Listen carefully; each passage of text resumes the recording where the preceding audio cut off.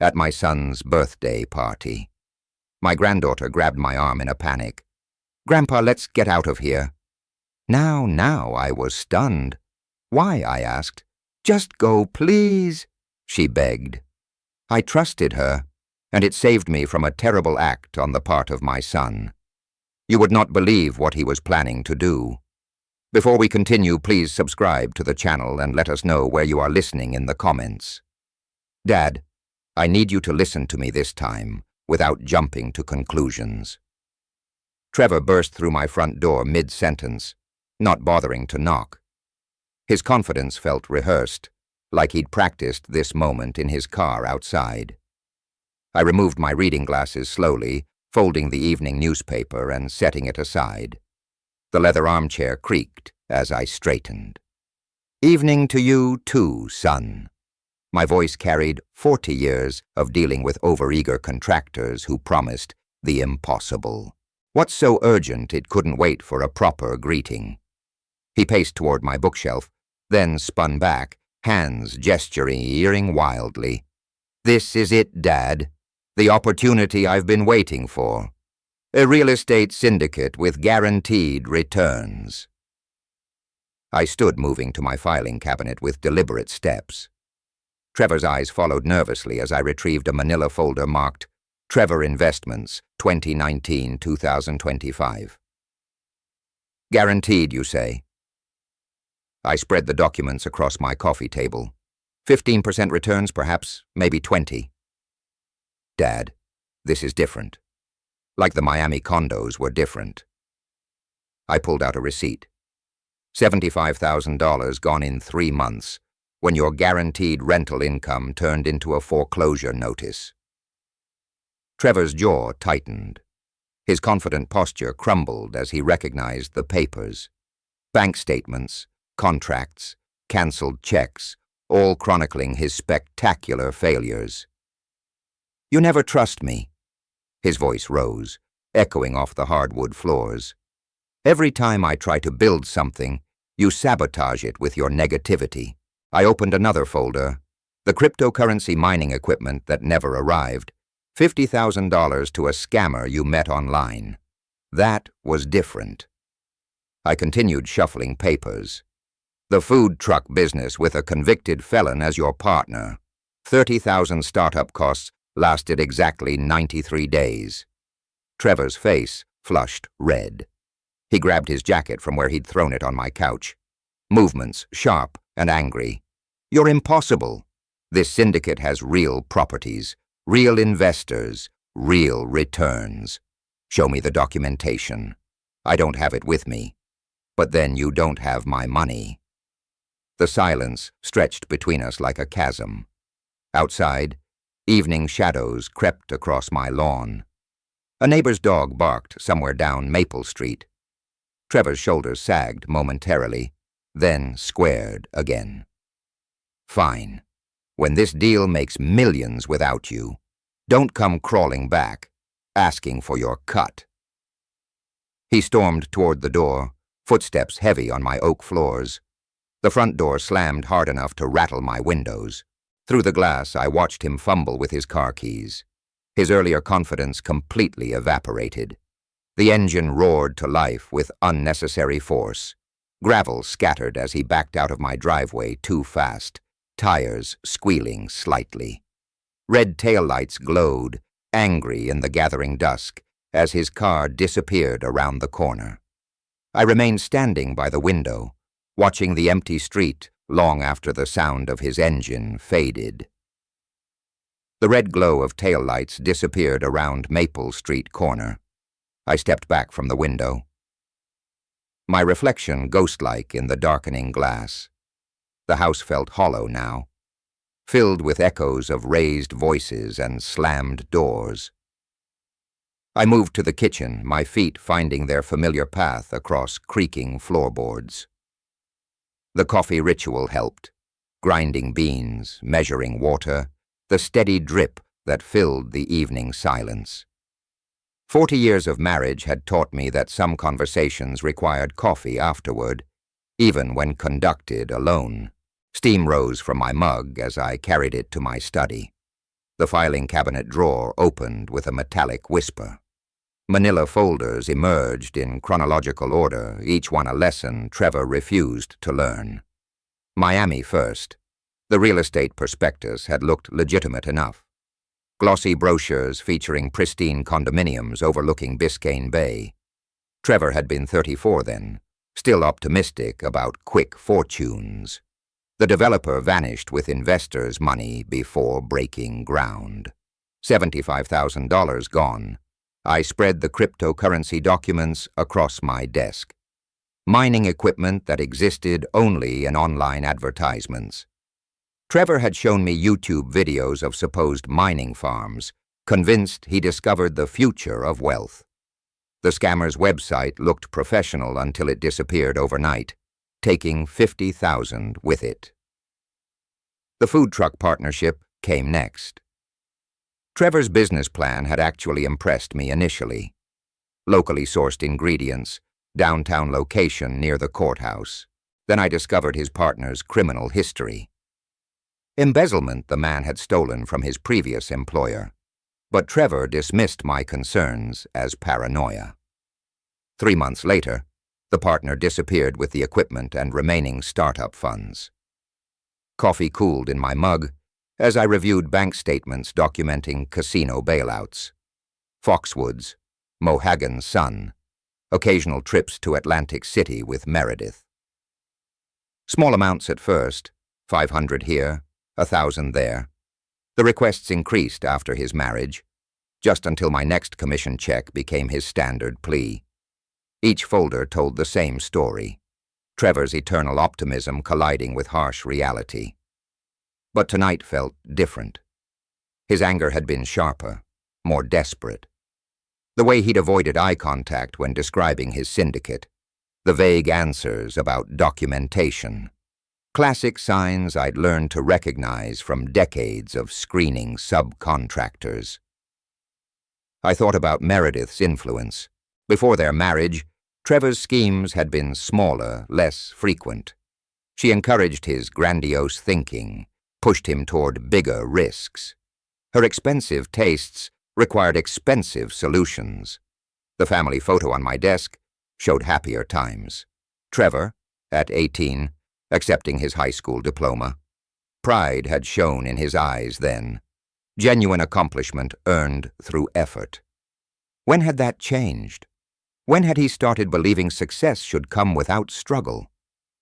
My father had built our construction business with calloused hands and 16-hour days.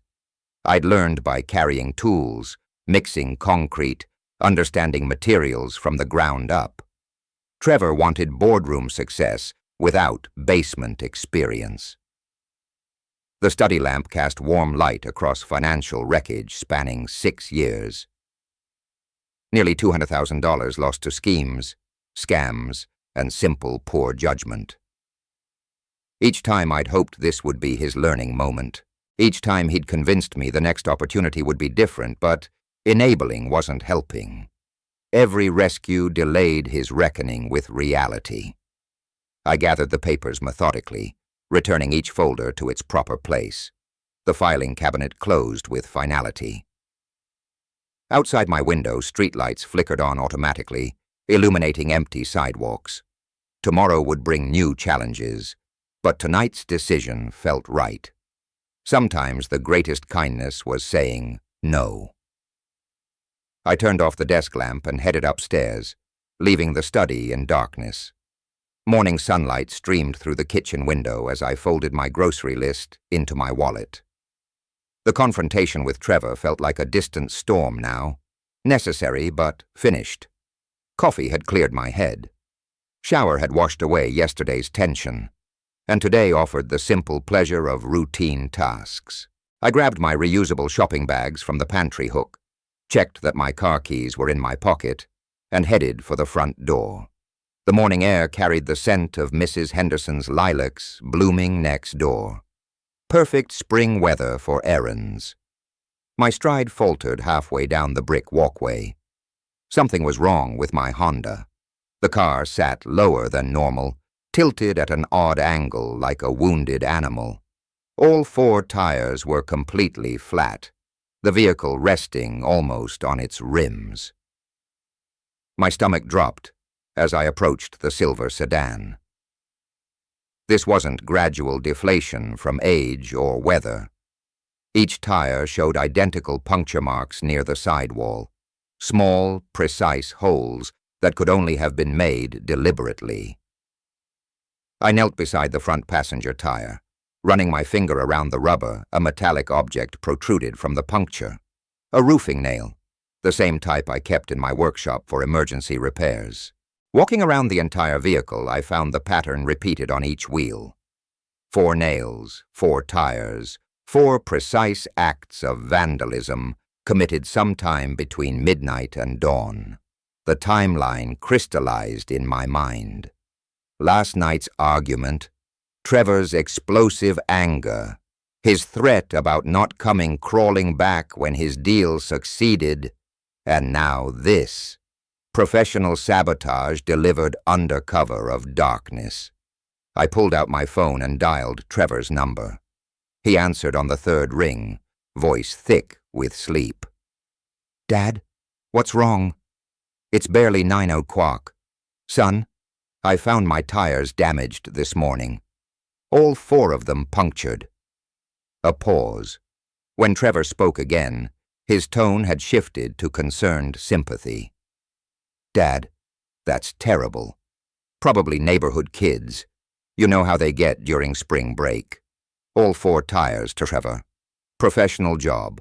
Nails driven in at exactly the right angle to ensure maximum damage." "Are you?" Another pause. "Are you accusing me of something?" The hurt in his voice sounded genuine, but I'd heard Trevor lie before. About his gambling losses, about his failed investments, about his promises to change. "Just checking if you saw anything unusual when you left last night. Strange cars, people walking around. I drove straight home, Dad. Look, I know we had words yesterday, but I would never. This is vandalism. You should call the police." "Should I? What proof did I have beyond timing and suspicion?" Trevor's denial sounded convincing, and my accusation could destroy what remained of our relationship permanently. "I'll handle it through insurance," I said, finally. "Thanks for the concern. Dad, wait. I'm sorry about yesterday, about everything. We both said things. Let's discuss it later, son. I need to call AAA. The roadside assistance operator estimated 45 minutes for a tow truck. I hung up and stared at my crippled vehicle, feeling suddenly older than my 68 years. Had I been wrong about Trevor? The voice on the phone had carried genuine shock and sympathy. Maybe some neighborhood vandals had targeted my car randomly. Maybe the timing was coincidental. But 40 years of construction work had taught me to recognize patterns. And this pattern pointed toward one conclusion I didn't want to accept. I gathered my shopping bags and headed back toward the house. The grocery trip would have to wait. When the mechanic finally arrived, he confirmed what I already knew. 4 professionally punctured tires, $800 in damage, back home with a turkey sandwich and yesterday's newspaper. I tried to focus on the sports section instead of distracting myself from the growing suspicion in my gut. The phone rang as I reached for my coffee mug. Trevor's name appeared on the caller ID. "Hey, Dad. How's your day going?" His voice carried a brightness that seemed forced, like sunshine breaking through storm clouds. Too quickly to be natural. No mention of our morning conversation about the tires. No reference to yesterday's argument. "It's been interesting," I replied, carefully. "Spent the morning at Morrison's Tire Center." "Oh, right. The vandalism thing. That really stinks. Listen, I'm calling with good news, though. Tomorrow's my birthday, and Meredith's planned something special." I set down my sandwich. Trevor's 40th birthday. In all the drama of recent days, I'd completely forgotten. "Nothing fancy," he continued. "Just family dinner at 6 o'clock. Molly will be there and a few close friends. Would mean a lot to have you there, Dad. The invitation caught me off guard. After yesterday's explosive confrontation and this morning's tire incident, I'd expected continued silence between us, not a cheerful party invitation. "That's thoughtful of you to invite me," I said, testing the waters. "Come on, Dad. I know we don't always see eye to eye on financial stuff, but we're family." Molly specifically asked if Grandpa would come. "She's excited to see you." The mention of my granddaughter stirred something protective in my chest. Molly had always been the bright spot in family gatherings, untainted by her parents' financial dramas. If she wanted me there, how could I refuse? "What should I bring?" I asked. "Just yourself. Meredith's handling everything. Food, decorations, the whole works. She's really gone all out this year." That explained the expense. Meredith's all out typically meant costs that would strain Trevor's already precarious finances, but for once that wasn't my problem to solve. "Of course, I'll be there. 6 o'clock sharp. Fantastic." "Oh, and Dad, thanks for not making a big deal about yesterday. I was stressed about work stuff. Took it out on you unfairly." The apology sounded genuine, tinged with the vulnerability I remembered from Trevor's childhood. Maybe I had misjudged the tire situation. Maybe he was genuinely trying to repair our relationship. "Water under the bridge, son. See you tomorrow." After hanging up, I sat in my kitchen, feeling cautiously optimistic.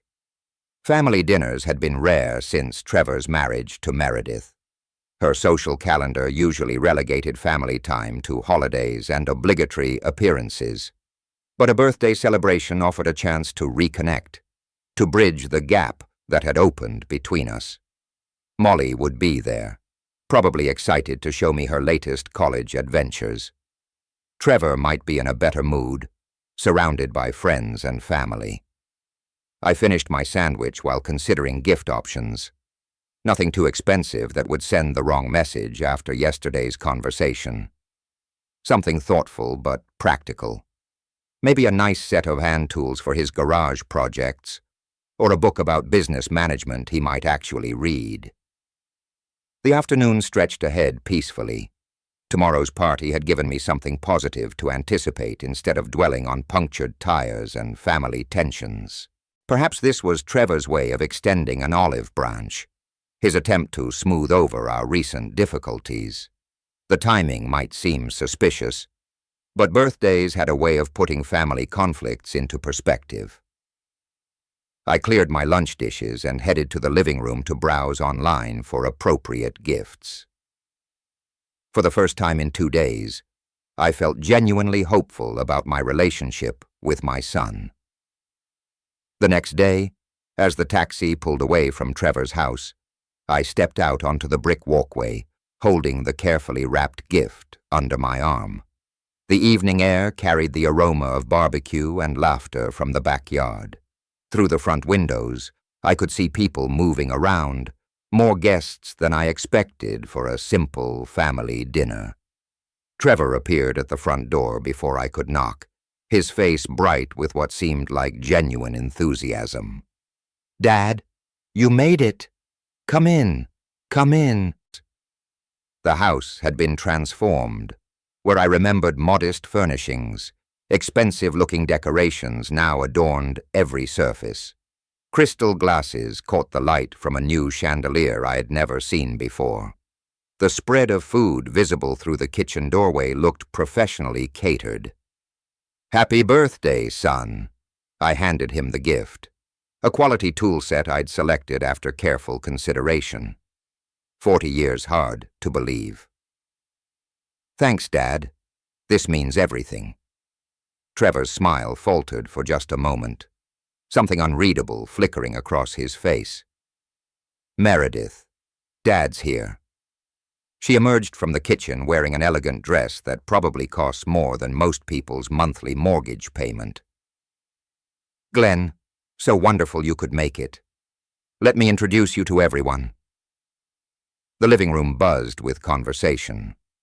Young professionals I didn't recognize mingled with wine glasses discussing careers and investments. The alcohol selection impressed me.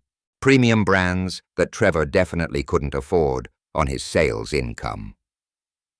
"Grandpa!" Molly's voice cut through the crowd. She rushed over, wrapping me in a hug that felt like the most genuine greeting I'd received all evening. "I'm so glad you came. Wouldn't miss your father's birthday, sweetheart. How's college treating you? Finals are next week, but I'm managing. Want me to get you something to drink? Dad stocked your favorite beer." Trevor materialized beside us with an imported bottle I recognized from expensive restaurants. "Remember this one, Dad? You ordered it at that steakhouse in Portland last year." I accepted the beer, touched that he'd remembered such a small detail.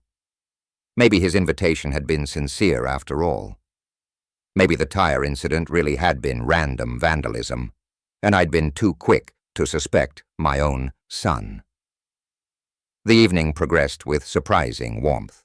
Trevor's friends included me in their conversations, asking about the construction business with apparent, genuine interest.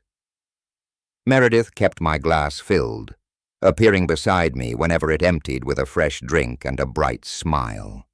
"This is quite a spread," I commented during dinner, gesturing at the array of catered dishes. "Must have cost a fortune." Trevor waved dismissively. "Meredith's been saving for months. She wanted this birthday to be special."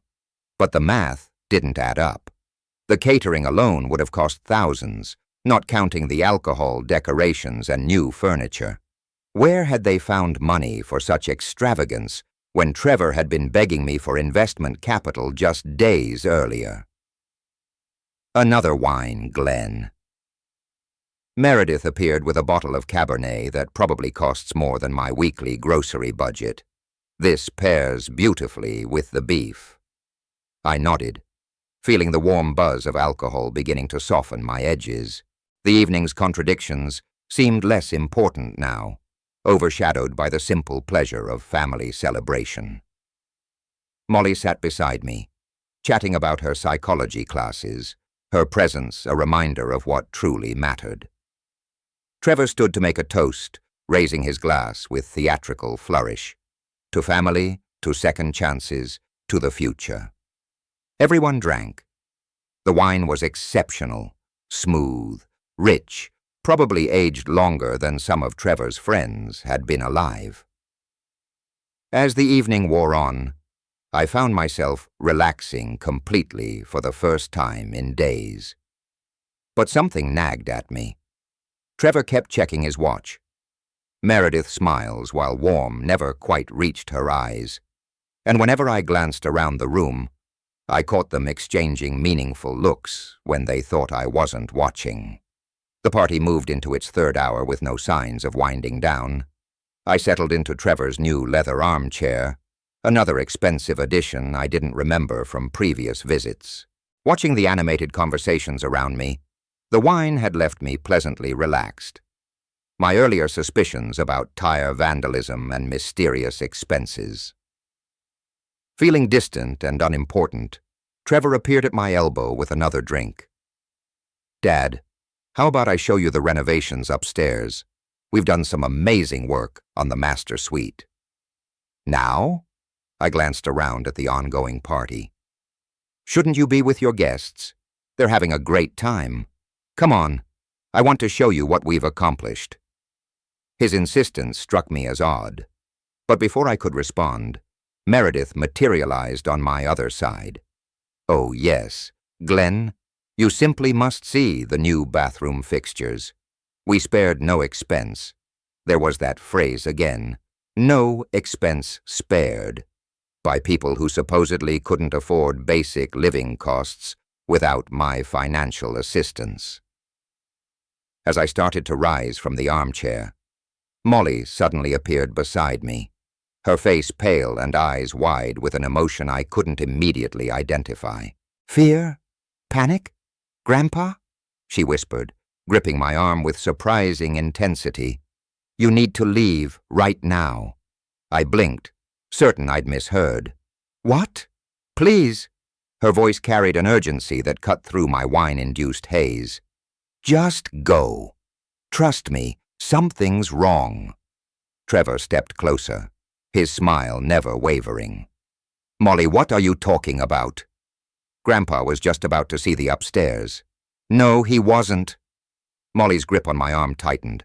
Grandpa, please, you have to go home. The desperation in my granddaughter's voice sobered me instantly. In 18 years, I'd never seen Molly look frightened. Confused, yes. Frustrated with her parents, certainly. But never this kind of raw terror. I think I should listen to my granddaughter, I said, beginning to stand. It's getting late anyway. Dad, don't be ridiculous. Trevor's cheerful facade cracked slightly. The party's just getting started. We haven't even cut the cake yet. Where are you going, Glenn? Meredith's voice carried a sharp edge despite her continued smile. You can't leave before we've properly celebrated. Something in their coordinated response triggered an alarm I'd learned to trust over 40 years in business. When two people work this hard to keep you somewhere, it usually meant you needed to be somewhere else. I'm feeling a bit tired, I said, extracting myself from the chair, despite their hovering presence. Age catching up with me. Just one more drink, Trevor pressed. I have a special bottle I've been saving. Another time, son. I moved toward the front door, but Trevor stepped into my path. Dad, really? Molly's just being dramatic. College stress, you know how it is. Molly made a sound that might have been a sob. When I looked at her, tears were starting to form in her eyes. That decided it. Thank you for a lovely evening, I said firmly, stepping around Trevor toward the coat closet. I'll call you tomorrow. But Dad, tomorrow, Trevor. I grabbed my jacket and headed for the front door. Behind me I heard heated whispers between Trevor and Meredith, too low to make out words, but urgent enough to confirm Molly's warning had been justified. The cool night air hit my face as I stepped outside, clearing away the last of the wine's fog. I pulled out my phone and called a taxi, then turned back toward the house. Through the window, I could see Molly watching me, her face a mixture of relief and worry. She pressed her hand against the glass in what looked like a goodbye. Whatever danger she felt today, I trusted her instincts completely. When the taxi lights came around the corner, I decided to call her to get a full explanation. The taxi pulled away from the curb as I fumbled for my phone, streetlights casting moving shadows across the back seat. My hands trembled slightly, whether from the evening's alcohol or the adrenaline of escape, I couldn't tell. The driver glanced at me in the rearview mirror, probably wondering why his passenger looked like he'd fled a crime scene. I dialed Molly's number, praying she could talk privately. She answered on the first ring. Grandpa, are you okay? Are you safe? The urgency in her voice confirmed my worst fears. Whatever I'd escaped tonight had been real and dangerous. I'm in a taxi heading home. Molly, what was happening back there? Why did you warn me? A long pause. I could hear muffled party sounds in the background, then a door closing. I overheard Mom and Dad talking yesterday, she said, her voice dropping to a whisper. They had some plan involving you and tonight's party. What kind of plan? They wanted to get you drunk and make you sign business documents. Something about transferring your company to Dad. The words hit me like a physical blow. My own son plotting to steal everything I'd built. Over 4 decades of back-breaking work. Are you certain about this, Molly? Grandpa, there were lawyers waiting upstairs in the guest bedroom. Mom kept checking the time, making sure you were drinking enough wine. Dad kept trying to get you to go upstairs for that tour of their renovations. The pieces clicked into place with sickening clarity. The expensive party, the constant drink refills, Trevor's nervous energy, Meredith's calculating smiles. They'd orchestrated an elaborate trap, and I'd walked right into it. How much did you overhear? Enough to know they planned this right after your argument Tuesday night. Mom said you were being selfish, keeping all that money when Dad needed it for his investments. My grip tightened on the phone. They called me selfish. Mom was really confident it would work. She said once you had enough drinks, you'd sign anything they put in front of you. Something about how older people get confused when they drink. The casual cruelty of their assessment stung almost as much as the betrayal itself. They'd reduced me to a mark, an obstacle to overcome through deception and exploitation. Molly, listen to me carefully. You have to promise me something important. What? Don't tell your parents about this conversation. They didn't say anything to you for telling me to go, did they?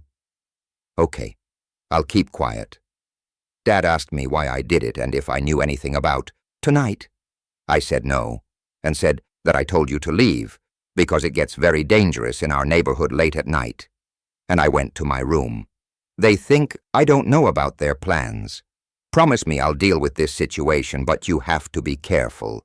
Can you do that? Yes, but what if they try something else? Mom was so sure it would work. You saved all my work tonight, Molly. I'm proud of the woman you're becoming. The taxi turned onto Maple Street. My house visible in the distance, Mrs. Henderson sat on her front porch, her evening routine unchanged by the drama unfolding in her neighborhood. I have to go, sweetheart. Thank you for being the only person in this family I can trust completely. I love you, Grandpa. I love you too. Remember, if you need anything, call me. As I ended the call, one thought echoed in my mind. This betrayal wouldn't go unanswered. The taxi's taillights disappeared around the corner. As I stood in my driveway, fishing for house keys with unsteady hands, the familiar weight of home felt different now. Not just a sanctuary, but a fortress under siege. Evening, Glenn. You're getting home late tonight. Mrs. Henderson's voice carried across the small gap between our properties.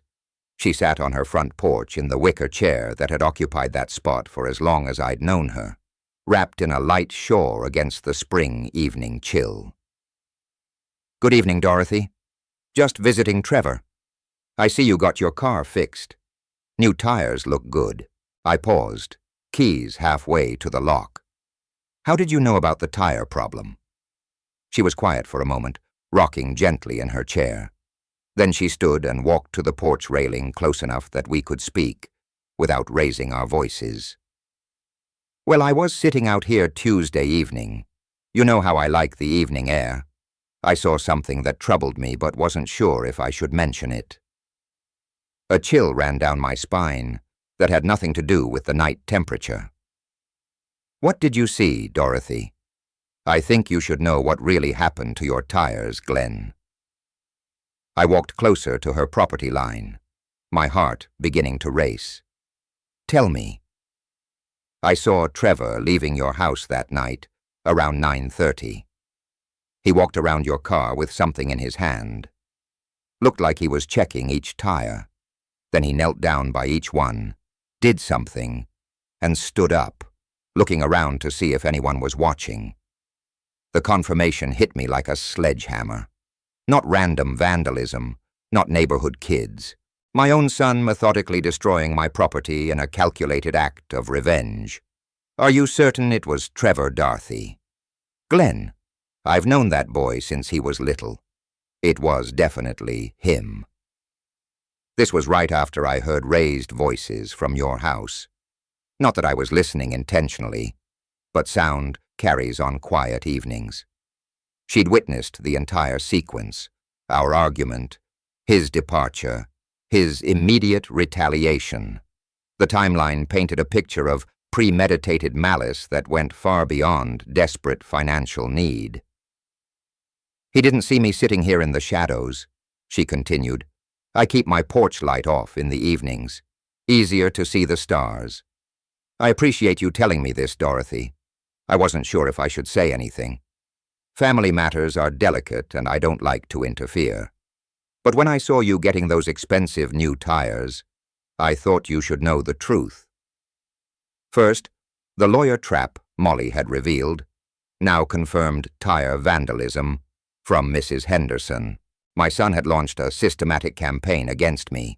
Property damage followed by an elaborate scheme to steal my business. This wasn't desperation anymore. This was war.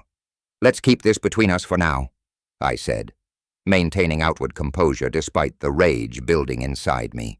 Of course, Glenn, but that boy needs to learn some respect for what you've built. You've worked too hard to have someone, even family, tear it down out of spite. Mrs. Henderson's words carried the weight of 40 years of neighborhood observation. She'd watched Trevor grow up, seen his gradual transformation from promising young man to bitter disappointment. Her assessment couldn't be dismissed as outsider judgment. Thank you for being a good neighbor, Dorothy. I should get inside. It's been a long day. You take care of yourself, Glenn. And remember, if you ever need someone to verify what I saw, I'm not afraid to tell the truth. I nodded, touched by her loyalty, then walked toward my front door.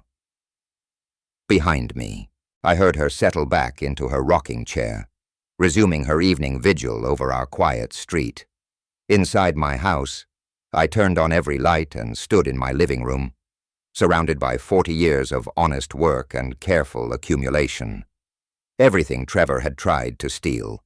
Tonight, through lawyers and manipulation, everything he'd already begun destroying through vandalism and betrayal. The systematic nature of his attacks, financial manipulation followed by property damage, followed by elaborate legal trap, revealed a calculated campaign rather than desperate impulses. My son had declared war on me. Time to respond accordingly. Dawn broke gray and overcast, matching the cold determination that had settled in my chest overnight. Sleep had come in fragments, interrupted by mental cataloging of Trevor's betrayals and systematic analysis of his vulnerabilities. Now, at 7 o'clock a.m., where I sat at my kitchen table with steaming coffee and a legal pad, ready to transform 40 years of business experience into a weapon. The emotional shock had crystallized into something far more dangerous: strategic clarity. Trevor wanted to play hardball with a man who'd built an empire from nothing. Time to remind him who taught him everything he knew about business. I moved to my study and pulled out the filing cabinet containing Trevor's investment history.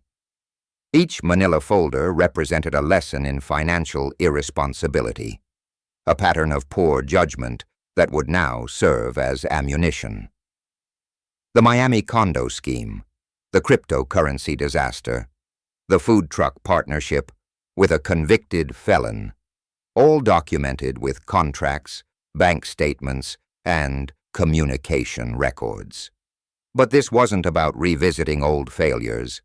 This was about weaponizing information. Trevor had made 3 critical mistakes in his campaign against me. First, he'd underestimated my business connections. Second, he'd forgotten I possessed documentation of every failed venture he'd ever undertaken. Third, he'd assumed family loyalty would protect him from consequences. Wrong on all counts. I spread the investment documents across my desk chronologically. $75,000 lost in Miami when the developer vanished. $50,000 evaporated in cryptocurrency mining equipment that never materialized. $30,000 invested in a food truck business that collapsed when Trevor's partner, a man with embezzlement convictions, disappeared with the remaining funds. Each disaster had involved other investors, people who trusted Trevor based on his connection to my reputation. Marcus Thompson had lost $25,000 in the Miami project. David Rodriguez had invested $35,000 in the cryptocurrency scheme.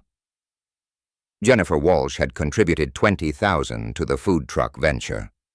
They'd all lost money because they trusted my son. More importantly, they all belonged to Lewen's tight-knit business community. Marcus served on the Chamber of Commerce. David chaired the local investment group. Jennifer worked in financial services and valued transparency above all else. Perfect channels for information distribution. I retrieved my contact database and began compiling phone numbers and addresses.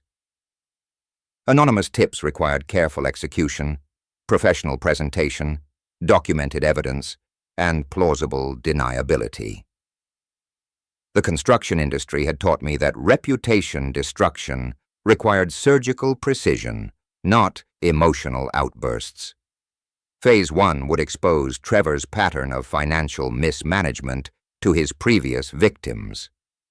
Once they started comparing notes, the investment community would quickly understand they'd been systematically deceived. Phase 2 would target Meredith's professional relationships. Her expensive tastes suggested income sources beyond Trevor's struggling sales career. A woman that calculating had to have business vulnerabilities worth exploiting. Phase 3 would involve legal and financial consequences designed to their ability to attempt future schemes against anyone. The beauty of this approach lay in its sustainability. I wouldn't need to maintain any deception or cover story.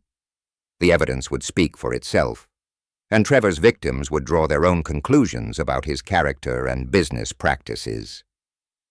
I opened my laptop and created an anonymous email account specifically for this operation. Professional courier services could handle document delivery. Timing would be crucial. Friday afternoon deployment to ensure weekend processing time and Monday consequences. The phone rang, startling me from my planning. Trevor's name appeared on the caller ID. I let it ring. Whatever excuses or explanations he wanted to offer could wait. Right now, I had work to do. By 1 o'clock Friday afternoon, my study resembled a war room. Investment documents lay arranged chronologically across my desk, organized by investor and loss amount.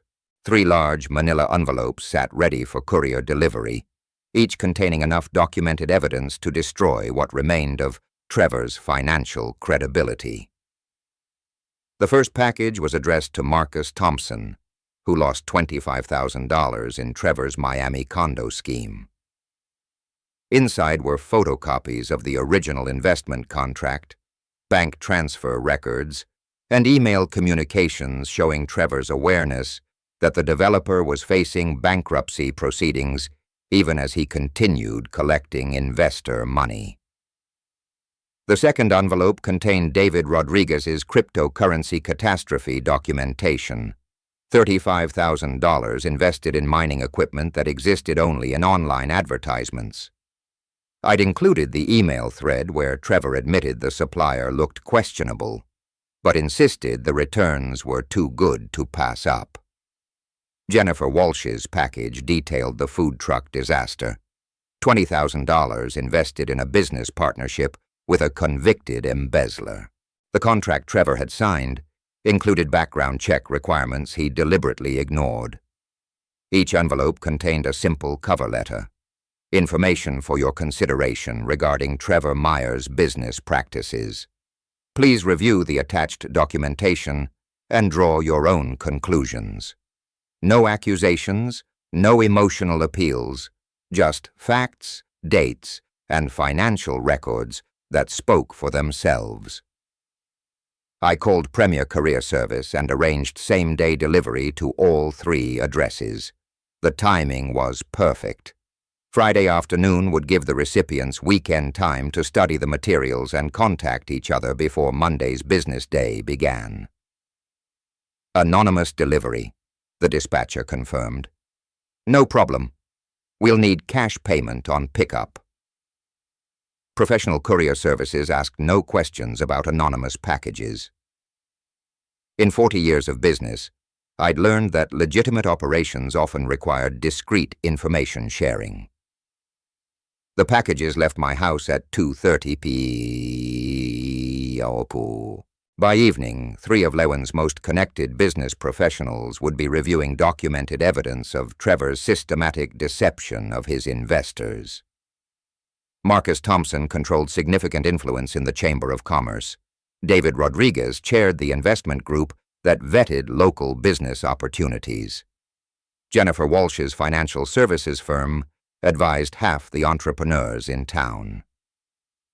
Trevor had picked the wrong people to defraud and the wrong father to betray. My phone rang again. It was Trevor's 3rd attempt to reach me since last night. This time I answered. "Dad, thank God. I've been trying to reach you since last night." "I was busy, son." "About yesterday, why did you listen to Molly and leave? Did she tell you something?" "I was just tired. It's been a long week." "Listen, about yesterday, I'd like you to come over again. Meredith worked so hard on the party. She was disappointed when you couldn't stay." The casual lie rolled off his tongue with practiced ease. No mention of lawyers or signing papers. No acknowledgement of the trap I had escaped. "The party was great," I said neutrally. "Please thank Meredith for her hospitality." "Of course. Hey, maybe we could have lunch next week. I've been thinking about our conversation on Tuesday night, and I may have some new investment ideas that will solve your problems. More intrigue, more attempts at manipulation." This man never learned. "Let me check my schedule and I'll call you back." "Sure, Dad. Love you. Goodbye, Trevor." I hung up and checked the clock. 3:15 p.m. The packages had been in transit for 45 minutes. By 6 o'clock, 3 very influential people would be reading very detailed accounts of my son's business failures. The phone rang immediately. Unknown number. I didn't answer. Part of me hoped it was Marcus Thompson calling to verify the information he just received. But maintaining anonymity was crucial to the operation's success. Let the evidence work. Let Trevor's victims reach their own conclusions. By Monday morning, the local business community would be buzzing with documented proof of Trevor Meyer's systematic deception of his investors. Phase 1 was in motion. Monday morning brought confirmation that my investor campaign had achieved its intended effect. The phone had rung 6 times before 8:08 a.m. Business associates asking carefully worded questions about recent information regarding Trevor Meyer's investment history. Word was spreading through Lewen's business community exactly as I'd planned. Marcus Thompson had called David Rodriguez Sunday evening to compare notes. David had reached out to Jennifer Walsh to verify what they'd all received. By Monday morning, 3 of the town's most influential business professionals were warning their networks about Trevor's documented pattern of investor deception. Phase 1. Complete success. Time for Phase 2. I settled into my study with fresh coffee and opened a new manila folder labeled Meredith Meyer's Professional Standing. If Trevor was the desperate gambler, Meredith was the calculating mastermind who'd orchestrated the birthday party trap. She deserved equal consequences. Meredith worked as a senior client relationship manager at Pinnacle Financial Consulting, handling high net worth accounts that required absolute trust and professional integrity. Her position depended entirely on her reputation for ethical behavior and sound judgment. Perfect vulnerability. I spent the morning making discreet inquiries through my business network. Construction companies often worked with financial consultants, giving me legitimate reasons to ask questions about local firms and their personnel. The information proved illuminating. Meredith had been seen frequently at the Marriott Lounge on weekday afternoons, always with the same well-dressed, professional man. Multiple sources confirmed lengthy conversations over expensive wine, during hours when she should have been serving clients. Her companion appeared to be a visiting executive from Portland. Married, according to his wedding ring, but notably attentive to my daughter-in-law. More interesting was Meredith's spending pattern. Despite Trevor's claimed financial struggles, she'd been purchasing designer clothing, expensive jewelry, and luxury items well beyond their supposed means. Either Trevor had been lying about their finances, or Meredith had income sources he didn't know about. Both possibilities serve my purposes. I drafted a professional ethics complaint to Pinnacle Financial's Human Resources Department, carefully documenting the conflict of interest between Meredith's role as a trusted financial advisor and her family's systematic attempt to defraud elderly clients through legal manipulation. The complaint highlighted how someone responsible for protecting clients' financial interests had personally participated in planning to steal my business through fraudulent legal documents and alcohol-induced incompetence. Her employer needed to know that Meredith Myers considered elderly clients' assets legitimate targets for family enrichment schemes.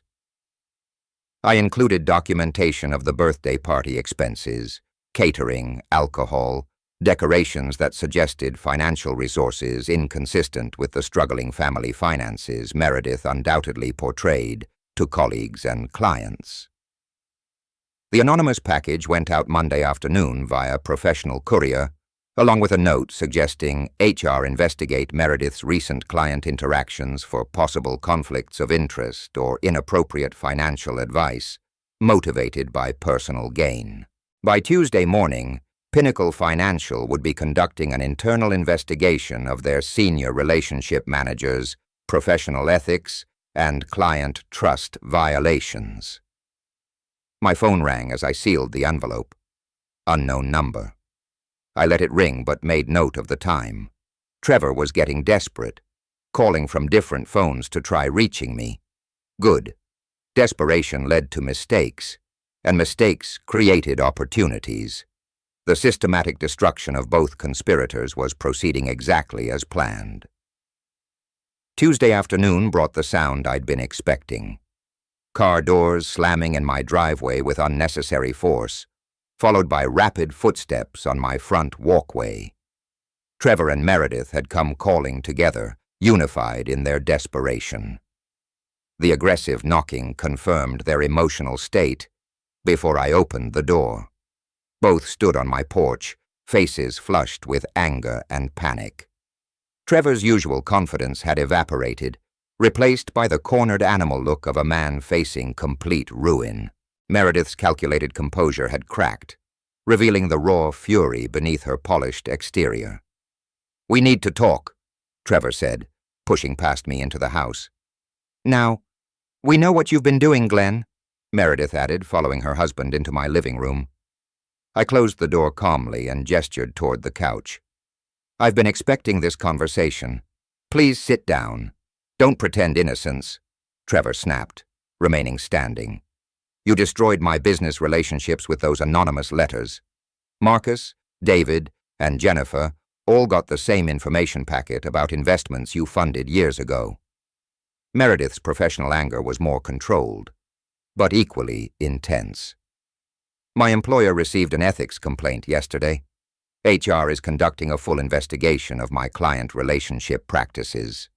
Someone sent detailed information about our family financial planning. I settled into my leather armchair, the same spot where this entire conflict had begun a week ago. Those complaints contained only factual information. Investors deserve to know about documented patterns of failure." "Factual." Trevor's voice rose. "You deliberately sabotaged my reputation." "I shared truth," I replied evenly. "If truth damages your reputation, perhaps the problem lies with your actions, not my disclosure." Meredith leaned forward aggressively. "You're destroying my career over a family disagreement."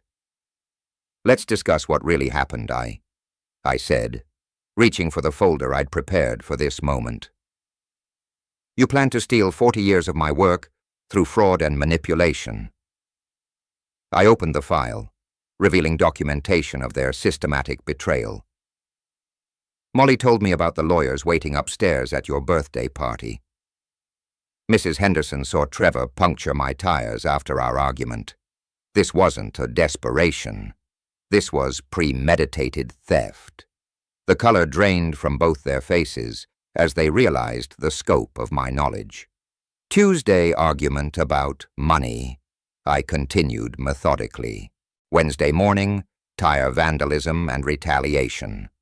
Thursday evening, elaborate trap involving alcohol, lawyers, and legal documents designed to transfer my business assets. Trevor's defiance crumbled. Dad, you don't understand the pressure we're under. I understand perfectly, I interrupted. You decided that stealing from your father was easier than building your own success. Meredith orchestrated a sophisticated fraud scheme using her professional knowledge of elder financial manipulation. This is still family, Meredith protested weakly. You stopped being family when you planned to rob me, I replied. Every consequence you're facing now is earned through your own choices. Trevor slumped into the couch, finally understanding the completeness of his defeat. Meredith remained rigid, calculating whether any damage control was possible. The investors will never trust you again, Trevor. Your business reputation is finished, I continued. Meredith, your professional ethics investigation will likely end your career. These are natural consequences of attempted theft and fraud. What about Molly? Meredith asked, desperately. Molly's future remains secure. Unlike her parents, she chose to protect family instead of exploiting it. Her college education and life prospects are unaffected by your consequences. I stood, indicating the conversation was over. You declared war on me through systematic betrayal. I responded with systematic truth-telling. Justice isn't revenge. It's accountability. They left without another word, walking to their car with the defeated posture of people who'd gambled everything and lost.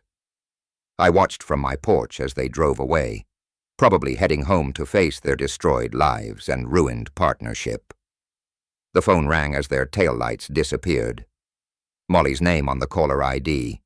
Hi, sweetheart. Grandpa, are you okay? I heard Mom and Dad talking about some kind of investigation. Everything's fine, Molly. Justice has been served and your future is safe. I love you, Grandpa. I love you too. 40 years of honest work remain protected in honest hands. If you like this story, please like this video, subscribe to the channel, and share your impressions of this story in the comments. To listen to the next story, click on the box on the left. Thank you for watching.